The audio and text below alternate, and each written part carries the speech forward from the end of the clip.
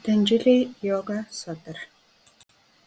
Өнөөдөр та бүхэнд Патанжали йога сутрын тухай танилцуулах гэж байна. Патанжали йога сутра нь йогийн сургаалын хамгийн чухал суурь бичвэрүүдийн нэг бөгөөд йогийн философийн үндэс гэж үздэг. Манай эртний өмнөх 2-3 дугаар зууны үед Патанжали хэмээх эрдэмтэн йогийн багш амьдарч байсан. Энэхүү багш йогийн 195 үлдсэн хогтхуунтай өөрийнхөө судрыг эмх цэгцтэйгээр бичиж хойч үед бидэндээ үлдээсэн бахнэ. Энэхүү судрыг судалсны гол ач холбогдол зорилго үр дүн нь юу юм бэ гэхээр сэтгэл бодол оюуныг хязгаарлах замаар гэгээрэлд хүрэх философи болон дадлагын системийг заадаг. Энэхүү номны арга зүй буюу судалгааны зүйл нь юу юм бэ гэх юм бол дотоод ажиглалт буюу субъектив туршлага дээр суурилсан байдаг. Патанжали өөрийн болон олон мянган жилийн йогчдын бие даасан дотоод туршлагуудыг системчлэн нэвтгсэн байгаа. Энэхүү номороо сэтгэл, бодол, ухамсар, төвлөрөл, бясалгалын үеийн дотоод өөрчлөлтийг анзаарлын өндөр түвшинд бүртгэж тэмдэглэсэн байгаа. Энэхүү бүтээлээрээ энэ нь орчин үеийн үзэгдлийн ухамсарын төвд судалгаатай адлаар үнэлэгддэг байгаа. Судалгааны арга зүйн хэрэгслийн хувьд буюу саньяма, дharana, dhyana, samadhi гэсэн 3 гүн төвлөрлийн техникийг нэгтгэсэн байдаг. Вивека нь ухамсар ба сэтгэлийг ажиглаж ялгах чадамжийг хэлж байгаа. Pramana нь мэдлэгийн хэрэгсэл буюу pratyaksha шууд мэдрэх, anumana дүгнэлтийг, agama итгэлтэй их сурвалжаас гэсэн 3 мэдлэгийн хэрэгслийг ашигладаг. Энэ нь бол орчин үеийн ойлголтоор mindfulness, attentional control, internal inquiry гэсэн ойлголтуудыг авч үздэг байгаа. Судрын хэрэглэгдэхүүний хувьд бол ажиглагдах зүйл нь сэтгэлийн хөдөлгөөн буюу vritti, karma, klesha буюу зовлонгийн шалтгаан, guna буюу байгалийн 3 шинж, sattva, rajasic, tamasic гэсэн эдгээр зүйлийг ажиглах нь байна. Эдгээр зүйлийг ажиглахдаа анхаарах зүйлс нь амьсгал, биеийн байрлал буюу asana, сэтгэл төрж буй бодлуудыг анхаарах юм. Ингэж анхаарснаар судлах объект нь хүний дотоод оюун, туршлага мэдрэмж, ухамсарын урсгал дээр юу болж байгааг ажиглах юм. Ажиглах процесс нь болохоор 6 шаттай. Ёс зүйн бэлтгэл буюу яма, нiyama. Хоёрт нь бие амьсгалыг төвлөрүүлэх буюу asana, pranayama. Мэдрэхүүн ажиглалт буюу pratyahara. Анхаарлын төвлөрөл буюу dharana. Тасралтгүй ажиглалт буюу dhyana. Нэгдлийн төлөв буюу samadhi гэсэн 6 үе шаттайгаар мэдлийн туршлагыг системтэйгээр гүнзгийрүүлэх байдаг. Энэхүү процессыг хэрхэн хэрэгжүүлэх вэ гэвэл өдөр тутамдаа дадлага хийж, дадлага нь бясалгал, асана, pranayama буюу амьсгалын зохицуулалт, анзаарлын төлөвт ажиглалт буюу сэтгэлийн хөдөлгөөнөө хөдөлгөөнгөөс харж байгаа мэт ажиглах, ёс суртахуун суурилсан үйлдэл буюу хоёрдмол бус хор хүргэхгүй байдлаар ажиглагч, ажиглагдагчийн ялгамжтай байдлыг бэхжүүлэх явдал байна. Би бол бодол биш, би бол бие биш, би бол цэвэр ухамсар гэдгээ ялгаж салгах байгаа. Энэ эзэн зорилго нь болохоор каваля буюу өөрийн эрхчлөө, өөрийн цэвэр мөн чанарт хүрэх үйл явдал юм аа гэж үзэж байгаа. Үр дүнд нь юу болох гээд байгаа юм бэ гэхээр сэтгэлийн хөдөлгөөнийг таних, зогсоох чадварыг хөгжүүлдэг. Дадлага хийж буй хүний хувьд сэтгэлийн хөдөлгөөнийг буюу фритиг анзаарах, түүнээс ангид орших чадвараа сайжруулна. Жишээлх юм бол ууралж авах үедээ би ууралж ийшүү гэдгийг мэдвэн анзаарна. Гомдчихвэл би гомдж байгаагаа анзаарна. Сэтгэлийн төлөв байдлуудаа бүгднийг анзаарахыг хэлж байгаа гэсэн. Анхаарал сарних өмнө самунд автах хэв маяг нь тайвшраад сэтгэл төвлөрдгөө. Энэхүү Патанжалиг хэрэгжүүлсний эхний үр дүн бол дараагийн үр дүн бол сэтгэл ба ухамсар хоорондоо ялгаатай болохыг тодорхой болгодог. Пруша буюу цэвэр ухамсар, чита буюу сэтгэлийг хооронд нь ялгаатай ажиглагчийн байр сууриас ялгаж сурна гэсэн. Энэ ухаарлал нь өдөөгч буюу триггер хариу үйл хоёрын хооронд сэрэмжтэй орон зай бий болгоно.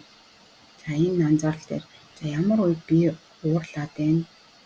Ямар өдөөгч хүчин зүйл бий болоход би ууралж байна? Ямар өдөөгч хүчин зүйл бий болоход би гунж гутарч байна гэдгийг бүгдээрээ ухаарлалтаар анзаарахыг хэлээд байгаа гэсэн үг. 3 дахь үр дүн бол суртахуунтай, ухамсартай амьдралын хэв маягийг бий болгодог. Яма ба ниямаг дадлага болгосноор хүний сэтгэлийн гүн түвшинд үнд зүйл суугдана. Энэ нь дотоод зөрчил, шийдэлгүй байдал багасаж амьдралд тэнцвэрийг бий болгодог. 4 дахь үр дүн бол бясалгалын төвлөр сайжирч гүн ухамсарын төлөвт нэвтрэх боломжтой болдог. Саньям дадлагын үр дүнд хүний ойгоо гүн төвлөрөг, туршлагаа танин мэдэх, бодит бос зүйлсээс ангид байх чадвартай болдог. Энэ нь сампражнята болон асампражнята самадигийн төвшөнд хүрэх суурь болдог. За бүр хамгийн эцсийн үр дүн бол кавалио буюу бүрэн эрхчлөө, туйлын үр дүнд хүрэх явдал. Йогийн эцсийн үр дүн бол пруша буюу бүх сэтгэлийн хөдөлгөөн, үеийн үр, мэдлэггүй байдлаас тусгаарлаж өөрийн мөн чанарт тогтоох явдал юм гэж үзсэн байгаа. Кавалио нь хувь хүний дотоод эрхчлөө, зорилгонгоос ангижрах, үнэмтэй нийцэх оршихуйг илэрхийлдэг гэж үздэг. За энэ бүхний шинжилээд үзэх юм бол философи ба практикийн нэгдэл гэж үзэж байгаа. Патанжалигийн арга зүйн зөвхөн онлын бус шууд туршлагаар баталгаажих чадвартай философи гэж үзэж байгаа. Саньям аргачлал нь гүн төвлөрлөөр дамжуулан бодит ухамсарт нэвтрэх замыг нээдэг. Сэтгэлийн хөдөлгөөн буюу врити, бодит ухамсар буюу пруша хоёрыг ялгах процесс нь introspective analysis буюу self-inquiry-гийн төгс жишээ гэж үздэг. За сэтгэлийн уялдаа йогийн сэтгэл зүйн бүтцийн орчин үеийн mindfulness болон cognitive framework уялдаатай гэж үздэг. Сэтгэлийн 5 хөдөлгөөнийг зөв мэдлэг, буруу мэдлэг, төсөөлөл, нойр, дурсамж зэргийг шинжлэх нь когнитив буюу функцийн амжилттай төстэй байгаа. Бодол, ухамсар хоёрыг ялгах нь метакогнитив буюу ажиглалттай эзэл зарчимтай байгаа гэж үздэг. Арга зүй логик дарааллын хувьд йогийн 8 шатлалт буюу аштанга йога нь сэтгэлийн цэвэр байдал, төвлөрөл, гэгээрэл гэсэн гурван уялдаа холбоо тогтолцоотой байгаа.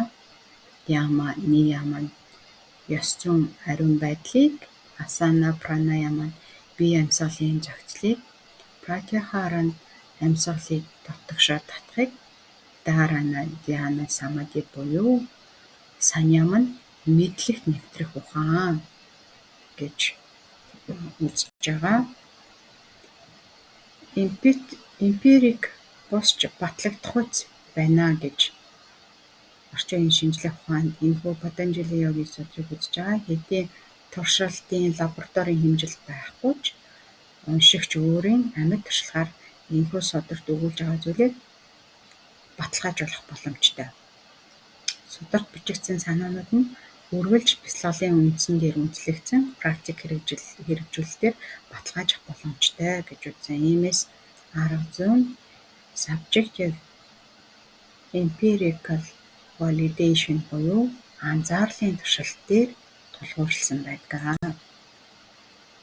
За, анализийн эцсийн анализ бол орчин үеийн хэрэглээ ба ач холбогдол талаас нь авч үзэх юм бол Патанжалигийн систем нь өнөөдөрч burnout, anxiety буюу түгшүү, attention disorder буюу анхаарлын дутмагшил, existential crisis буюу оршихуйн гажуудал зэрэг асуудлыг шийдэх боломжтой гэж харж байгаа. Үүнээр self-regulation буюу өөрийгөө зохицуулах, consciousness decision making буюу ухамсартай шийдвэр гаргалт, emotional balance буюу сэтгэл хөдлөлийн тэнцвэр, deep focus clarity буюу гүн төвлөрөлт, тод байдал, эдгээрийг сэтгэл зүйн болон мэдрэгүүн чиглэлийн олон чиглэлтэй уялдаж байна гэж үзсэн байгаа. Энэхүү судрыг хэрэгжүүлснээр. За, тэгээд дүгнэж үзэх юм бол Патанжали йогын судар нь зөвхөн эртний шашны агуулгатай судар биш, харин ёс суртахуун, ухамсар, гүн ухааны шинжилгээнд тулгуурсан системтэй арга зүй бүхий судалгааны бүтээл юм аа. Судрын агуулга нь төвлөрөл, ажиглал, дадлаг, ёс суртахууны тэнцвэр туршихуйн замаар дотоод эрхчлүүлээнд хүрэх боломжийг бүрдүүлдэг. Арга зүйн хувьд практик хэрэглээнд суурилсан ухамсарын өөрчлөлтийг туршлагаар баталгаажуулдаг мэдлийн олон талд их сурвалжтай уялдсан бүтээл юм аа. Тус судрыг шинжлэх ухааны үндсээс нь авч үзэх нь орчин үеийн сэтгэл судлал, ухамсарын судалгааны арга зүйг улам баяжуулах онцгой боломжийг нээж өгнө гэж үзэж байгаа. За, хэрвээ та энэхүү